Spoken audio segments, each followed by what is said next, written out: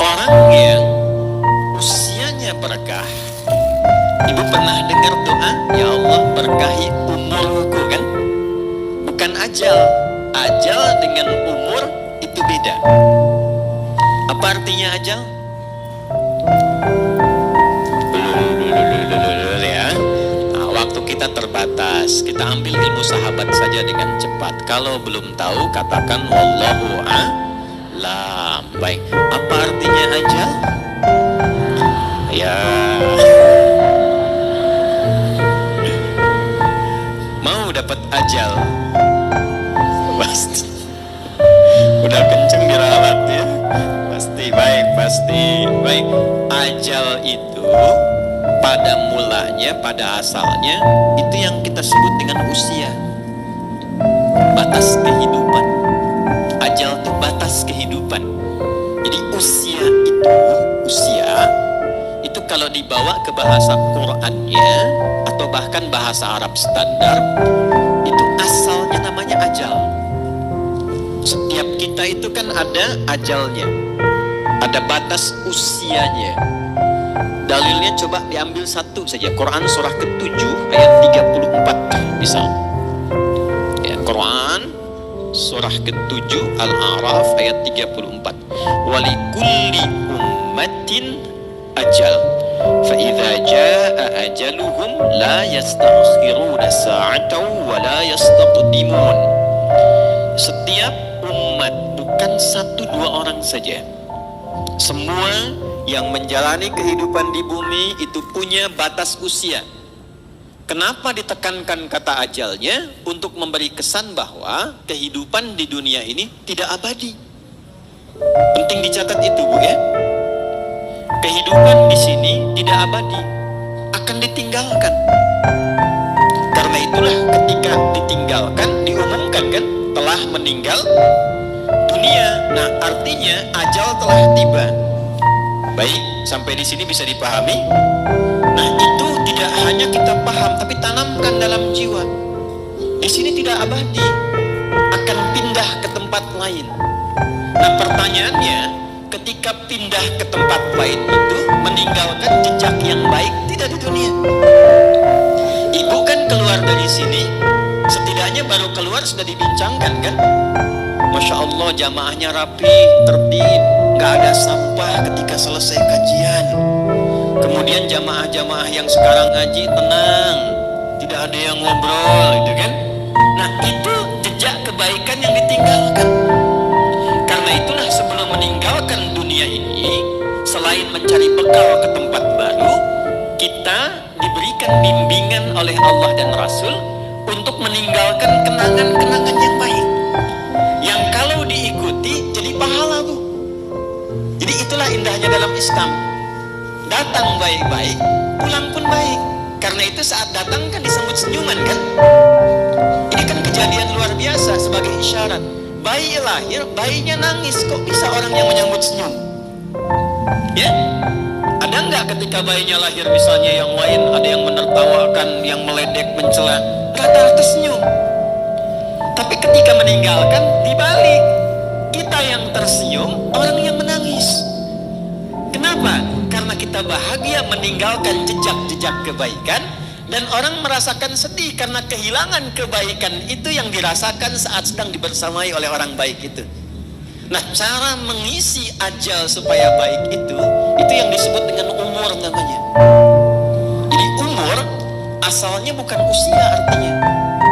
Hanya diambil makna umum menjadi usia untuk memberikan kesan kepada kita selama menempuh usia itu isi dengan umur.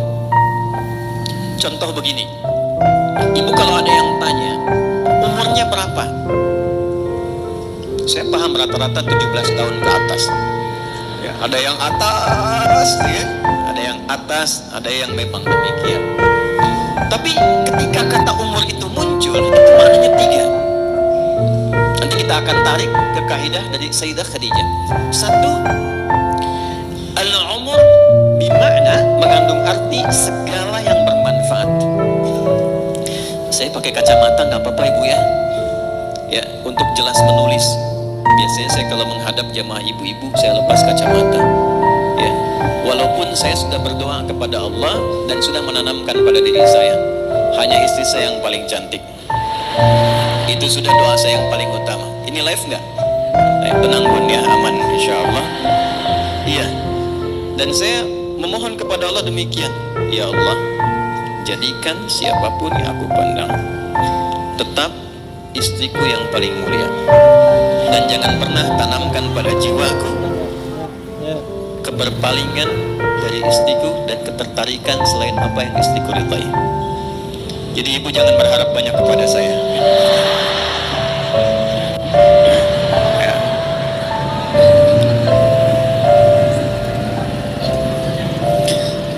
Saya tahu itu akan direkam. Dengar nih Pak. Sini, balik sini. Oke. Sampai mana tadi kita itu umur? Insya Allah ingat. Segala yang bermanfaat.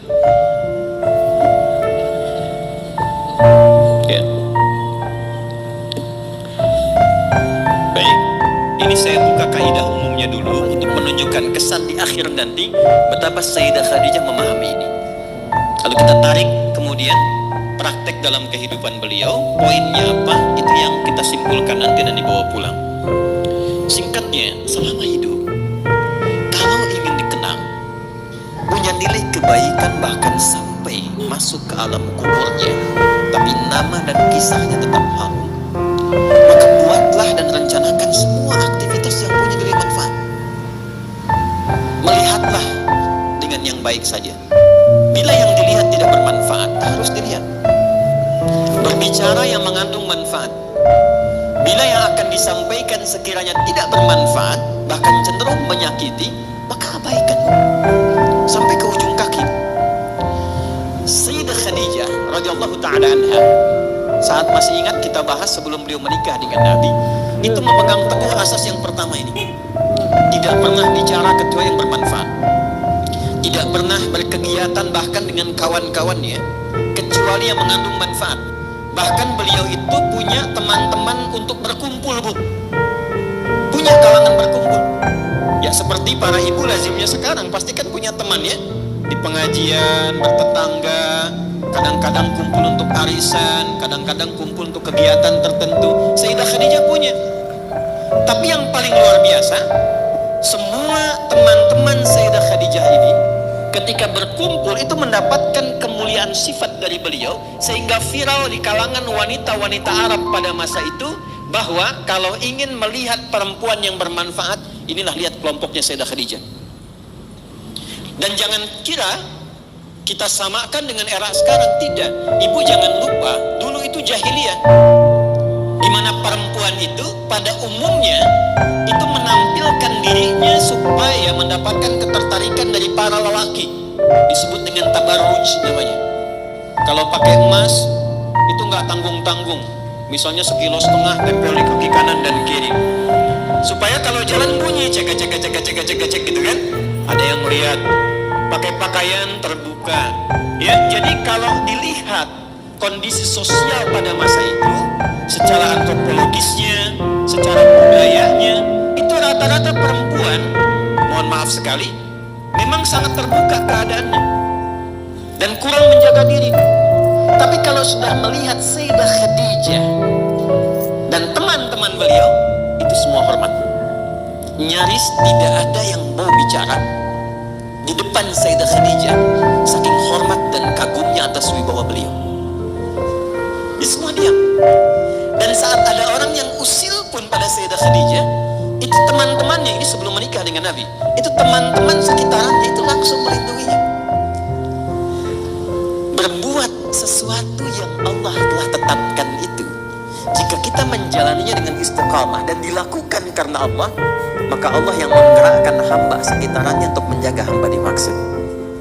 Jadi kalau dari sekarang ibu menjadikan semua aktivitas usia itu untuk menaati Allah, ya tidak harus dalam konteks sholat saja. Bukan hanya sholat, bukan hanya baca Quran. Saya ingin mengisi sisa hidup saya untuk menaati Allah. Mulai sekarang saya akan gunakan pandangan pada yang Allah sukai saja. Saya akan gunakan pendengaran pada yang Allah sukai. Saya akan gunakan lisan pada yang Allah sukai. Kata Allah, jangan gibah. Saya tahan gibah. Saya tidak ustaz. Bagus. Tidak seperti ibu itu tuh. Kalau bicara, masih berarti. Tahan. Tahan. Itu kalau bisa dilakukan, Allah balas, mengangkat wibawa ibu. Jadi dari segi umur, itu akan dikenang. Ini orangnya orang berwibawa, orang baik. Ibu kalau nggak percaya silakan. Kalau melihat orang salih, solihat, malu kan kalau berkata kotor? Coba silakan. Mau berkata yang kurang baik, walaupun terbiasa bergaul di tempat yang kurang bagus, bertemu orang begini nggak mau mengeluarkan kata-kata kotor. Saya kalau ketemu preman, Bu, nggak pernah berkata kata kotor pada saya. Assalamualaikum Ustaz, Assalamualaikum Pak Kiai, doakan ya. Padahal sebelum itu dengan kawannya keluar, Ragunan keluar, kan? Bahasa-bahasa yang tidak normal keluar. Tapi ketika kita berusaha menaati Allah dalam hal yang simpel saja, turunlah kemudian jawaban dari Allah dengan melindungi sifat-sifat baik kita untuk dikenal.